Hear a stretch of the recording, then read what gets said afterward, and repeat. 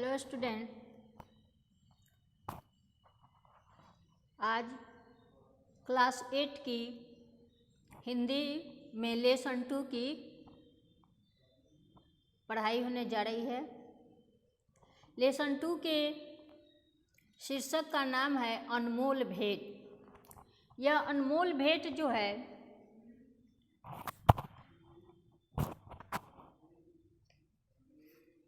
अनमोल भेंट शीर्षक कहानी रविंद्रनाथ टैगोर की लिखी गई कहानी है। यह बहुत ही रोचक और मार्मिक कहानी है। इसे देखेंगे। संक्षिप्त में मैं इसे बता दे रही हूँ कहानी को। इस कहानी में रामचरण 12 वर्ष की आयु में अपने मालिक के यहाँ नौकर का काम करते हैं। तत्पश्चात कुछ समय बीत जाता है। नन्हा बच्चा रायचरण की गोद से निकलकर स्कूल में प्रविष्ट होता है। स्कूल के बाद से कॉलेज में, फिर एक सरकारी नौकरी में लग जाता है। किंतु रायचरण अब भी बच्चा खिलाता था। वह बच्चा उसके द्वारा पाले गए अनुकूल बाबू का पुत्र था। बच्चा जब घुटनों के बल चलकर बाहर निकल जाता तब रामचरण दौड़कर उसे पकड़ता, उसकी किलकारियां सुनता और खुश होता था।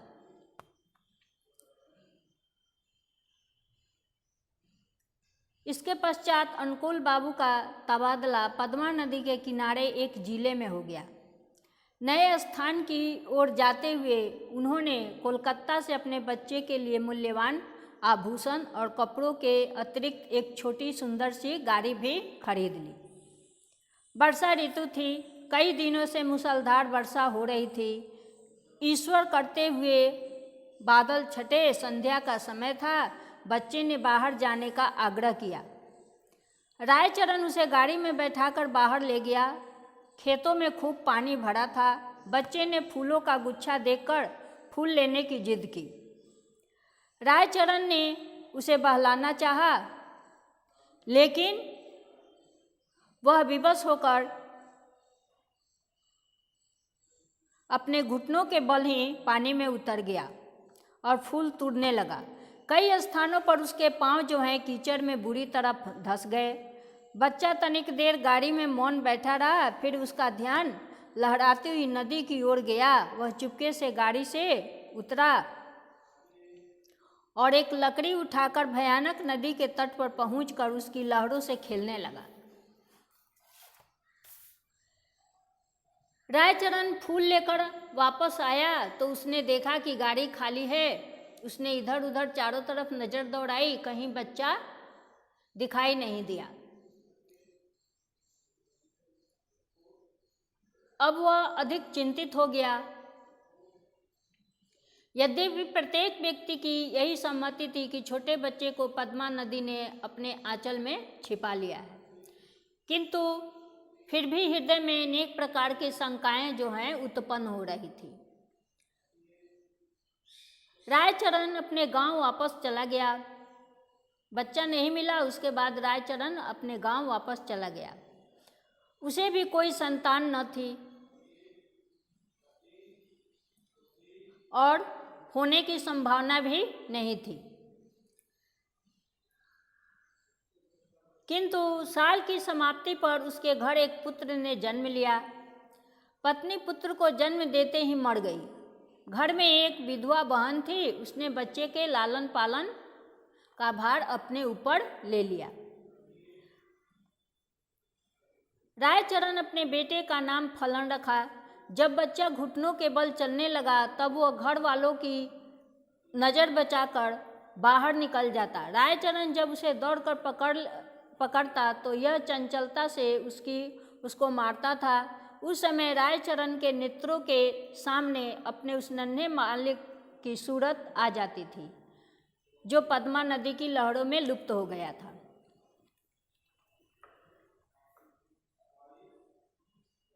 उसे पूर्ण विश्वास था कि नन्हे मालिक ने उसके घर जन्म लिया है।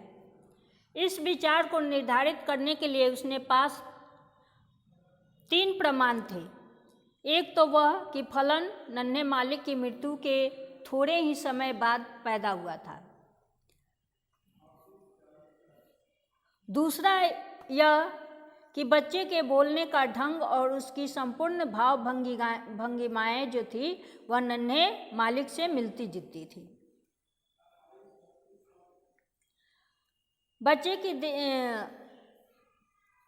वह हर समय बच्चे की देखभाल में लगा रहता। उसका नन्हा मालिक फिर कहीं गायब न हो जाए। वह बच्चे के लिए एक गाड़ी लाया और अपनी पत्नी के आभूषण बेचकर बच्चे के लिए आभूषण बनवाए। वह उसे गाड़ी में बैठाकर प्रतिदिन घुमाने के लिए ले जाता था। इसी प्रकार समय बीतता गया। फलन अब 12 वर्ष का हो गया था। अब वह खूब पढ़ लिख सकता था। उसका स्वास्थ्य और शक्ल सूरत भी अच्छी थी। उसका व्यवहार फलन से के जैसा ही था, जैसे मालिक के साथ नौकर का होता है। उसका फलन भी उसे पिता न समझता था और रामचरण को स्वयं फलन का पिता प्रकट न करता था। इस प्रकार रायचरण के मस्तिष्क में एक युक्ति आई। उसने नौकरी छोड़ दी। उसके पास जो कुछ रुपया शेष था फलन को सौंप कर बोला, फलन, मैं एक आवश्यक कार्य से गांव जा रहा हूँ, बहुत जल्द वापस आ जाऊंगा। रायचरण सीधा उस स्थान पर पहुंचा जहां अनुकूल बाबू जज के पद पर कार्यरत थे। उनके और कोई संतान न थी। इस कारण उनकी पत्नी जो है हमेशा चिंतित रहती थी। अनुकूल बाबू कचहरी से आकर कुर्सी पर बैठे थे और उनकी पत्नी एक बाजारू दवा बेचने वाले से एक दवा खरीद रही थी। वह काफ़ी दिनों बाद अचानक अपने वृद्ध नौकर रायचरण को देखकर चकित रह गई। उसकी पुरानी सेवाओं को याद करके उसे रायचरण पर बहुत दया आई और उससे पूछा, क्या तुम फिर नौकरी करना चाहते हो? रायचरण ने मुस्कुराकर उत्तर दिया, मैं तो अपनी मालकिन के चरण छूना चाहता हूँ। अनुकूल बाबू भी अपने पुराने नौकर रायचरण की आवाज़ सुनकर कमरे से बाहर निकल आए। रायचरण को देखकर उनके हृदय का घाव जो था फिर वह ताज़ा हो गया। इस प्रकार वह उससे अनमने से हो गए। उनकी पत्नी ने रायचरण से पूछा, भगवान के लिए बताओ, मेरा बच्चा कहाँ है? रायचरण ने कहा, आप संतोष रखें, आपका बच्चा इस समय भी मेरे पास है। अनुकूल बाबू की पत्नी ने रायचरण से विनती करती हुई कहा, मुझे बताओ। रायचरण ने कहा, मैं उसे परसों ले आऊँगा। कहकर वह चला गया।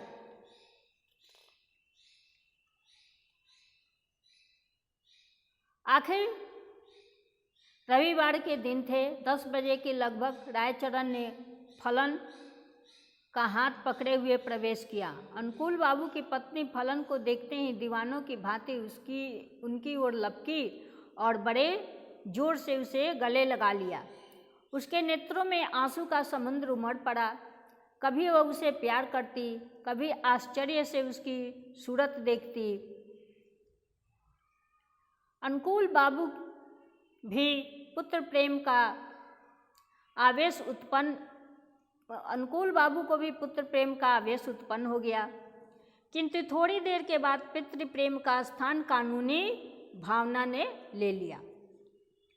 उन्होंने रायचरण से पूछा, भला क्या प्रमाण है कि यह बच्चा मेरा ही है? रायचरण ने उत्तर दिया, इसका उत्तर मैं क्या दूं सरकार, इस बात का विश्वास परमात्मा के सिवाय और किसी को नहीं हो सकता।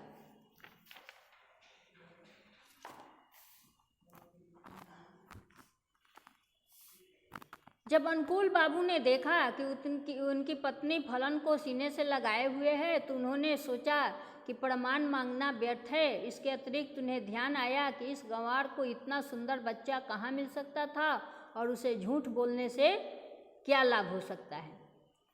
सहसा उन्हें वृद्ध नौकर की बेईमानी याद आ गई और वे कानूनी मुद्रा में बोले, रायचरण अब तुम यहाँ नहीं रह सकते।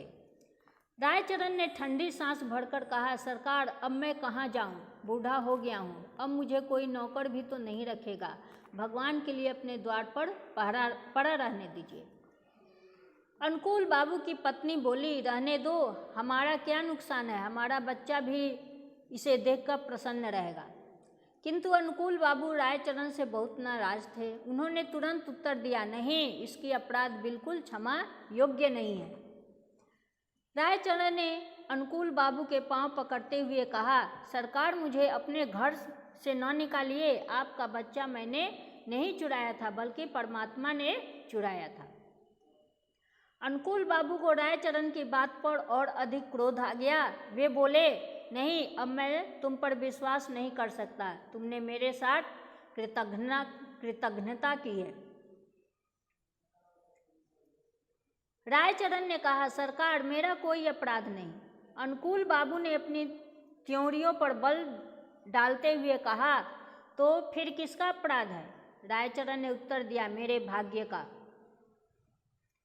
परंतु कोई शिक्षित व्यक्ति भाग्य का अभिमान स्वीकार नहीं कर सकता। फलन को जब यह पता चला कि वास्तव में वह एक धनी व्यक्ति का पुत्र है, तो उसे रायचरण की इस बात पर बहुत क्रोध आया। उसने रायचरण को देखकर दया आई और उसने अनुकूल बाबू से कहा कि पिताजी, इसे क्षमा कर दीजिए, यदि आप इसे अपने साथ नहीं रखना चाहते तो इसकी थोड़ी सी पेंशन निर्धारित कर दीजिए। यह सुनने के बाद रायचरण ने अपने बेटे को अंतिम बार देखा और चुपचाप अनुकूल की कोठी से निकलकर कहीं चला गया। इस प्रकार बहुत दिनों के बाद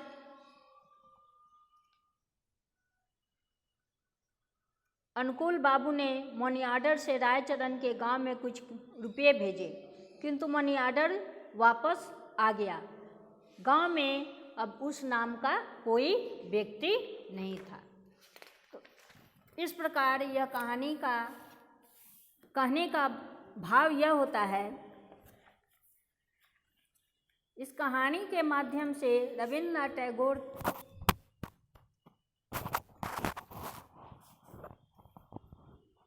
की लिखित कहानी के माध्यम से यही पता चलता है कि जिन लोगों में सत्य, पवित्रता और निस्वार्थता विद्यमान है, उन्हें स्वर्ग, पृथ्वी एवं पाताल की कोई भी शक्ति किसी प्रकार की क्षति नहीं पहुंचा सकती है। इन गुणों के रहने पर भी किसी भी परिस्थिति का सामना किया जा सकता है। जिनमें ये सारे गुण विराजमान होते हैं, विद्यमान होते हैं, वह किसी भी परिस्थिति में अपने को संभाल लेता है और परिस्थिति का सामना कर पाता है। धन्यवाद।